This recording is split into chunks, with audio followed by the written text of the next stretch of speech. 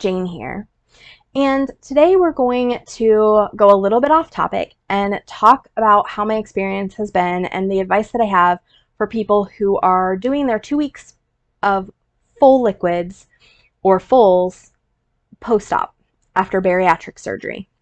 This channel is normally about book content, so if you are just here for the bariatric content, this channel in general might not be for you. I'm gonna just make occasional bariatric related videos because I just went through surgery, but this is mostly a book channel. So if you don't love books, this will be pretty disappointing if you subscribe. But every now and then I'm going to make a little bit of bariatric content, again, because that is something that I'm currently going through. Pictures and patterns put into words that stream across the page, capturing life as soul spoken. Okay, so a disclaimer, I'm not a doctor, nurse. I'm just talking about my experiences post-surgery following the guidelines my doctor gave me. Every doctor seems to give slightly different guidelines. I'm in several bariatric support groups, and the different support groups, everybody kind of has different opinions about things or things that their doctor told them or ways they're handling things. So let's talk a little bit about what my doctor defined as fulls versus liquids.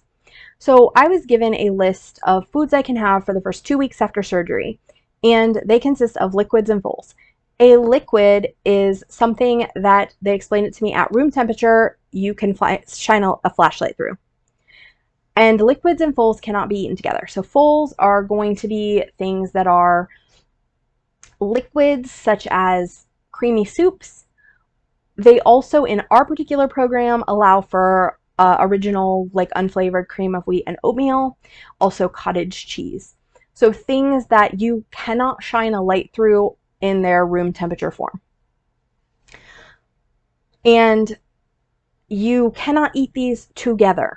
So the liquids have to come in my program 30 minutes after the fulls because of it can cause dumping, is how I understand it. Like if you drink too soon afterwards, you'll have possible malabsorption and possible dumping. So I've been really good at following those guidelines and setting a timer. I am 2 weeks post-op and I've moved on to purees. So once I'm done with the puree stage, I will come back probably and do a video updating like any tips I learned during my puree phase. But these are just the tips that I learned that I would advise people or recommend to people who are about to go through the first 2 weeks of fulls.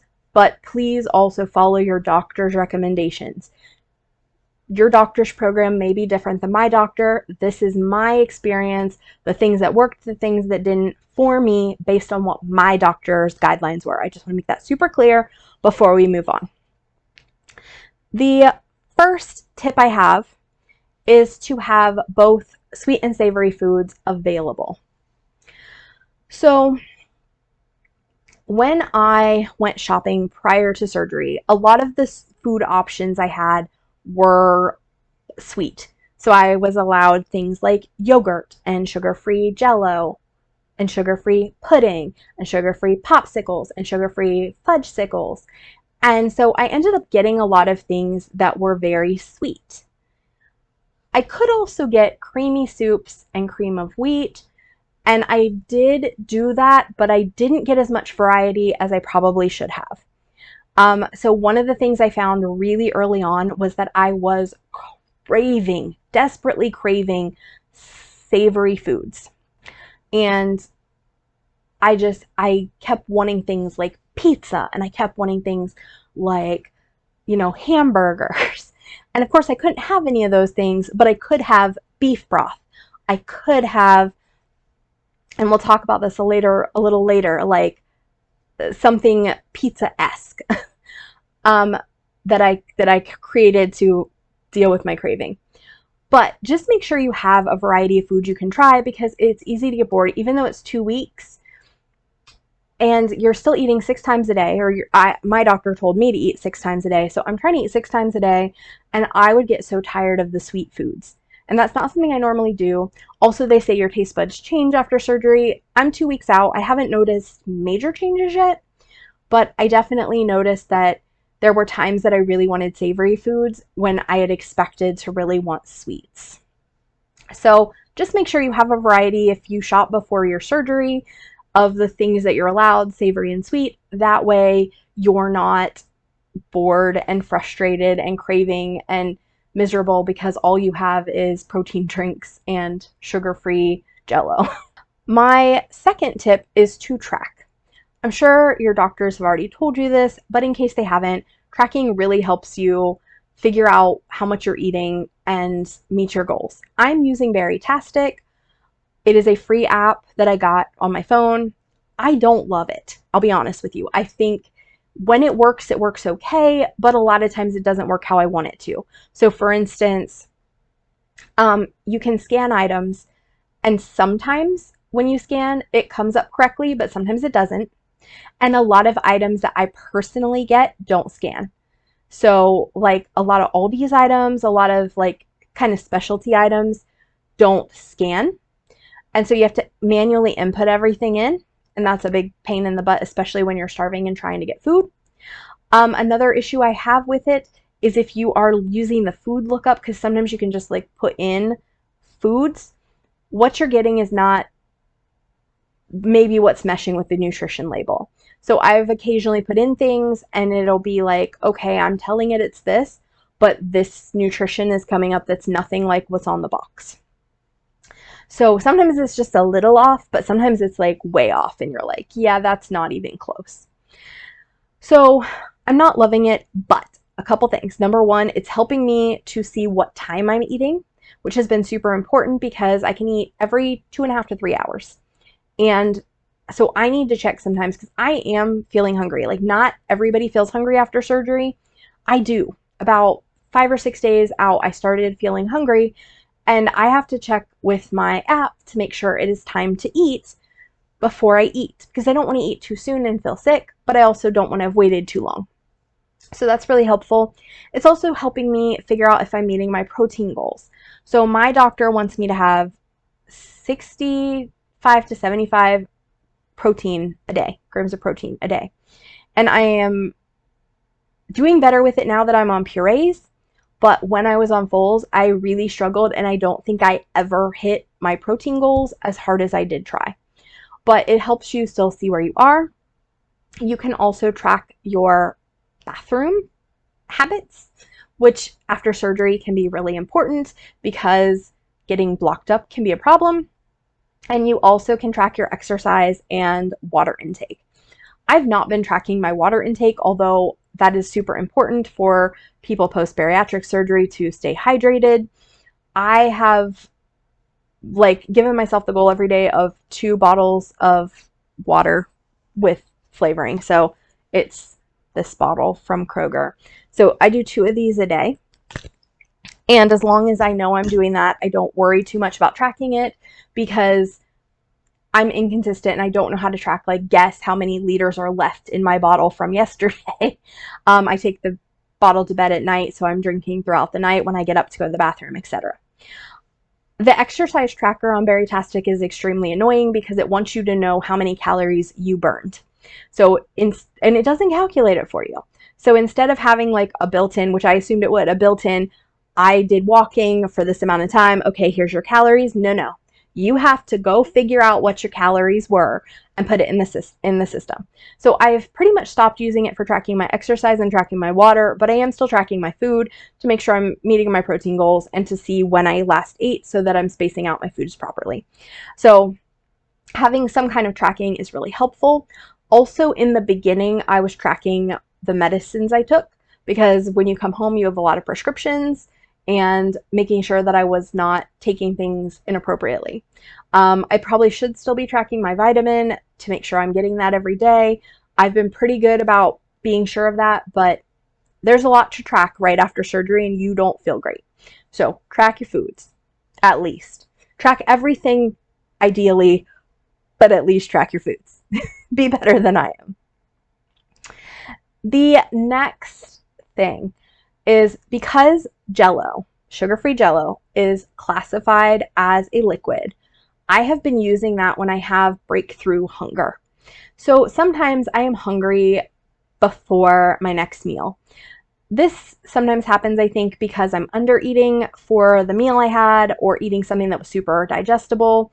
Right now that I'm on purees, I'm still sometimes eating things that are on full. So for instance, if I wake up and I'm not super hungry, I might have a protein shake or I might have a yogurt. Now I can only have half a cup of those things.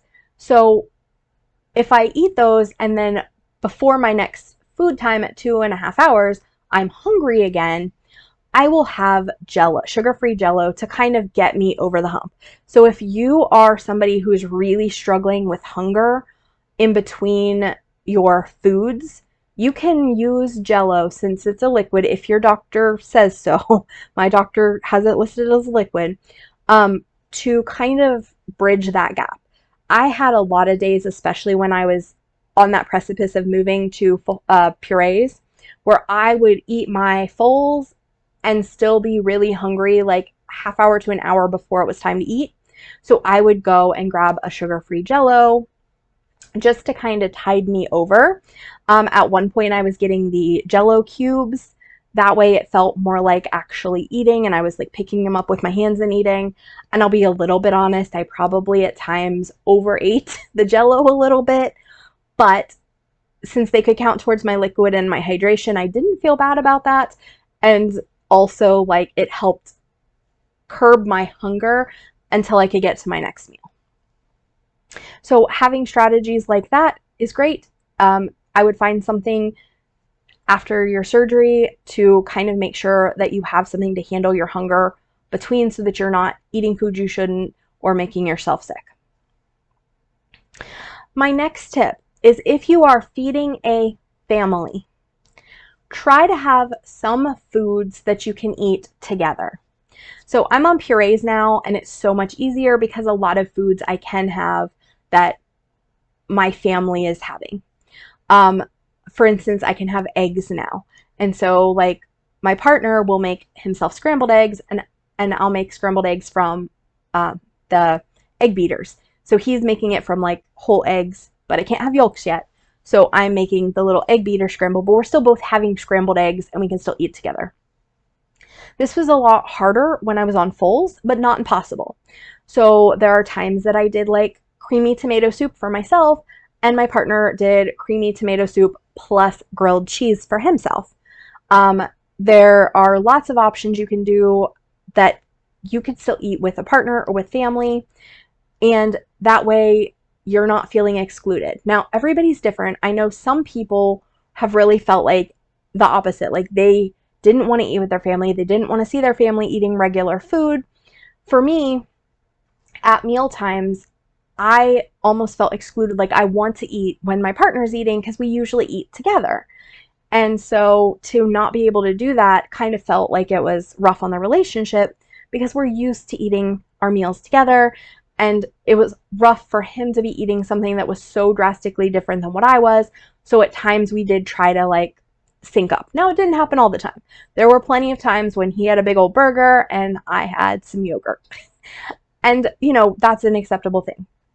But if you want to eat with your family, I would just suggest trying to have things that everybody can have in a reasonable way. Like I said, the tomato soup with grilled cheese, or like and we'll talk about this in a bit, I made like a fake pizza. So if he was having pizza, I would have my fake pizza. And I still felt good about it. I was still, you know, getting to eat what he's eating more or less and still have that dinner time interaction with my family. Again, not everybody wants that. Some people really want to eat separate from their family during this phase, and I totally understand. That was not my personal experience. So if you can eat together, find things like the creamy soups that maybe everybody can have. I know I was able to have strained soup, so like maybe make a big potato soup and just take out the potato part, strain it real good for yourself, and then let the rest of the family have the whole potato soup. Something like that. Lots of ideas of things that can make it work so that you can eat together if that's something you desire. The next suggestion or tip I have is to get creative. So as I said before, I was craving pizza so bad. Like pizza was my biggest craving through the 2 weeks after my surgery. I'm a pizza girl. I love pizza. And like my nutritionist, when I talked to her, she's like, well, when you get to the purees, we have a lasagna bake in the purees that will probably help with that food craving. Just, maybe if you want to add some oregano. Well, that wasn't very helpful at that point because I wanted the pizza now and obviously couldn't eat it or would get sick. But I did look at what I was allowed to eat and was able to make something that resembled pizza enough to handle my cravings. And I ate this so much, I cannot even tell you. But here's what I did. I took cottage cheese, creamy tomato soup, like pre-made creamy tomato soup, garlic salt, and Italian seasoning. Mixed it all together and ate it. And that really helped my craving for the pizza. Now, your cravings may vary, your mileage may vary, but I would say if you're craving something, even if you can like mix those seasonings together or get something similar or a soup that's kind of adjacent to it, that can really help deal with some of the cravings that happen during this phase. Maybe you're lucky and didn't get cravings, but man, I would have killed a couple times for pizza. And then once I was getting my fake pizza, it really helped. Side note, on the purees, I have made their little fake lasagna. It's not that much better than my pureed pizza my fake pizza, and I'm still having my fake pizza if I don't want to take the time to do the like lasagna bake that they give me. It hits the spot. It does what I need it to do. It worked really well for me. Please note, not everybody does tomato well, and the acidity of it might upset your stomach. It did not mine. I have so far not had any food reactions or issues, but your mileage on that may vary. But the point of this tip is just get creative. If you are really craving something, seeing if you can find anything close to that flavor combination, even if you're having to use spices, to help you get through it. I've been adding the whole time to my cream of wheat. I've added like an apple pie spice. I've added cinnamon. I've added allspice, different things to kind of help me along the way. In a similar vein, one of the challenges I had with my cream of wheat is that my doctor told me I couldn't have anything over 6 fat or 6 sugars. And even though I'm allowed to have skim milk is very high in sugars. So I switched to almond milk, which actually ended up giving my cream of wheat a lot more flavor. So it also allowed me to eat a half cup of cream of wheat instead of a 4th cup of cream of wheat, which was what I was having to do before because of the sugars content from the milk. So just look at your options, get creative, use substitutions that you're allowed to do so that you can eat foods that are going to satisfy you and curb your cravings so that you're not miserable during this phase. Because it was a struggle, especially like the first week wasn't bad. The first week I was barely able to get in like 3 meals a day and I didn't want anything and I was just didn't feel great. But man, once that first week was over and I started feeling a lot better, I was really getting hungry again and being able to eat things that I could eat that wouldn't hurt me, that were on my allowed, but that, were enhanced or big enough or all the things was so nice. So yeah, just look at your options, get creative. I believe in you. The last tip I have, and your doctor probably told you this, but I'm going to tell you it again, protein powder. So my nutritionist told me that basically in the beginning, it's going to be very hard to make your protein goals without protein powder. And that was 100% true. A lot of the foods on my Fulls list didn't have very much protein. I think the cottage cheese and the yogurt was probably the highest protein. The cream of wheat had almost none, even with the almond milk. Just protein is hard, and they want you to get protein because it's hard to lose weight without it, is my understanding. And also, I started going to the gym a week after surgery, and so I wanted just doing the treadmill, nothing crazy, but I really wanted to make sure I had the energy and that I wasn't losing muscle and I was just losing fat. So my nutritionist told us that she recommends getting the tasteless protein. I did get it on Amazon, and I will link that below. And it works okay. I am sprinkling a little onto it of everything liquid I eat. So when I would do cream of wheat, I'd put some in. When I do yogurt, I'd put some in. When I do anything basically that was liquid that I could stir it up in. It is not actually taste free. It does have a taste, and I personally did not want to add it into regular liquids. Like she said, we could add it into our drinks. I would do it if it was broth or like a soup, but I wasn't going to do that for any kind of like water. That didn't work for me texture wise. It might work for you. I did find it to have a smell and a flavor. Now, it worked really well in cheesy things, but if you added too much, like I know one day I did, in the cottage cheese that I'd added it to became quite bitter. So you just have to kind of be careful not to overdo it, but also make sure you're getting in your protein. So protein was really difficult to get into in the beginning, but I did use this protein powder and I got through it and was able to not meet my protein goals, but at least get close. So the first 2 weeks, I don't think I ever met my protein goals, but I was always in the 30s or 40s when my goal was the 60s. So, not as far off as I would have been had I not been using the protein powder every day on everything, just a little bit so that it didn't change the taste. All right, guys, so two things that I know are getting asked a lot in the bariatric group, so I'm going to link them below, is the vitamins that I'm on. And for the bariatric surgery, these are recommended by my surgeon. And then, as I said, the protein powder that is non-flavored. I'm going to put those in the comments below, or in the description below, in case you need the link to Amazon for those. I have had a good time with both of them. The protein powders worked fine for me. And the vitamin, it is chewable. Not everybody's going to love the taste of it. It does not bother me. I've been used to taking like the chewable vitamins for a long time. Prior to surgery, I was taking the Flintstones with iron, and that never bothered me. So this does not taste drastically different to that. So I'm having a fine time with it. You may not. So if it doesn't work, check with your surgeon. But this is the vitamins my surgeon recommended that I've been taking, that I'm doing well on, and the flavor is not bad for me and my taste. All right, guys, I am about to hop on out of here. If you have any comments, feel free to leave them below. If you have any questions about my journey or things that you'd like me to see me do a video on related to my bariatric journey, please put those in the comments below. I'm planning on doing a few more videos. This is not something I want to make constant content about, but there does seem to be a need, and I would like to fill that need. So I'm happy to answer any questions you have about my journey, and I will try to make a few more videos for people going through this and needing a little content and extra help. All right, guys, this has been Jane. I'll talk to you next time. Bye!